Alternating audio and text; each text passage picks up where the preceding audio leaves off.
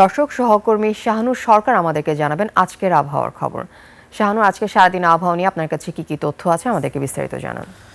ধন্যবাদ আফিফা আপনাকে। দর্শক, এই মুহূর্তে আজকের আবহাওয়ার সর্বশেষ খবর জানাবো আপনাদেরকে। আজ ৭ ডিসেম্বর ২০২৫।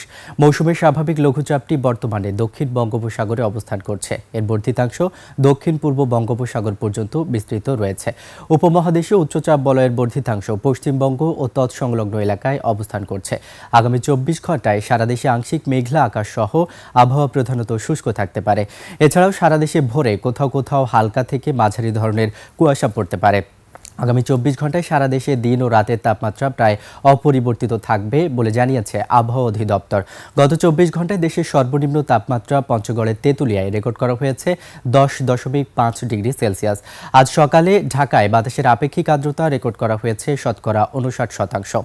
দর্শক, এই মুহূর্তে ঢাকা সহ দেশের বিভাগীয় তাপমাত্রাগুলোর দিকে লক্ষ্য করলে দেখতে পাচ্ছি ঢাকার তাপমাত্রা রয়েছে ২০ ডিগ্রি সেলসিয়াস, খুলনার তাপমাত্রা রয়েছে ১৯ ডিগ্রি সেলসিয়াস, বরিশালের তাপমাত্রা ২০ ডিগ্রি সেলসিয়াস, চট্টগ্রামের তাপমাত্রা রয়েছে ২১ ডিগ্রি সেলসিয়াস, কুমিল্লার তাপমাত্রা রয়েছে ১৯ ডিগ্রি সেলসিয়াস, সিলেটের তাপমাত্রা রয়েছে ১৯ ডিগ্রি সেলসিয়াস, রংপুরের তাপমাত্রা দেখতে পাচ্ছি ১৮ ডিগ্রি সেলসিয়াস এবং সর্বশেষ রাজশাহীর তাপমাত্রা দেখতে পাচ্ছি ১৮ ডিগ্রি সেলসিয়াস রয়েছে।